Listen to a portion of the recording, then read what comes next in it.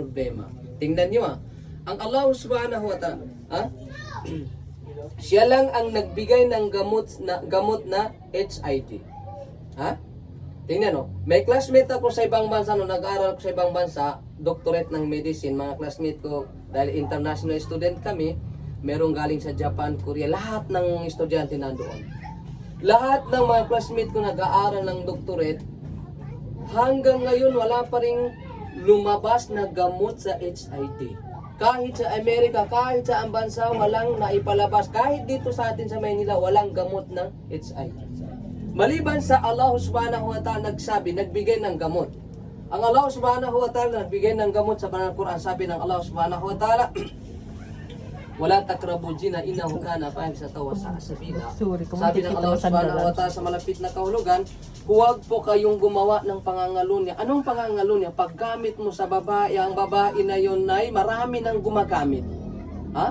Hindi po, kasi delikado yun, sakit yun, makakakuha ka ng sakit na baka ikaw ay mamamatay dahil sa sakit na yung problema po, di ba? Okay, so ngayon alhamdulillah, itong mga bata na ito, alhamdulillah, ginabayan sila ng Allah subhanahu wa ta'ala, umabot sila ng ganito, no? So okay, so pangalawa, sinabi ng Allah subhanahu wa ta'ala sa banal na Quran, sabi niya, wa min ayatihi an khalaqalakum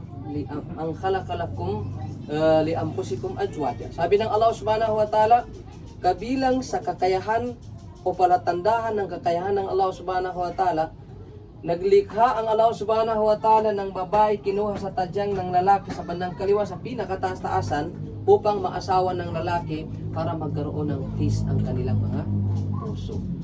Ha? Pagka wala ka talagang asawa, wala kang partner sa buhay, kagaya ni Happy, single, ito, dala nilang cellphone nila kahit nag-share. Diba? Totoo, maniwala kayo. Kahit basta single ka. Kaya nga ako nag-asawa ko na maaga, totoo. Kasi ayoko maging single, baka mamatay ako lang mag-single ko. Ito, delikado. Mamatay bukas, walang mag-aalaga rito.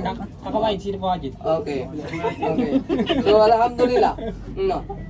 Okay. Para magkaroon ng peace ang puso ng lalaki at babae kasi mayroon na sila, mag-asawa na sila, di ba?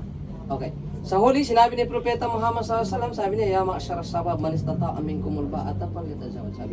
Sabi ni Propeta Muhammad SAW, o kayong mga kabataan, tingnan mo, tinawag kayo.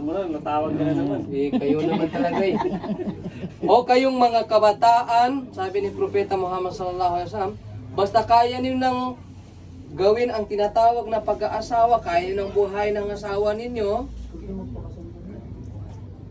baba man o sa taas, ha? Sa baba o sa taas,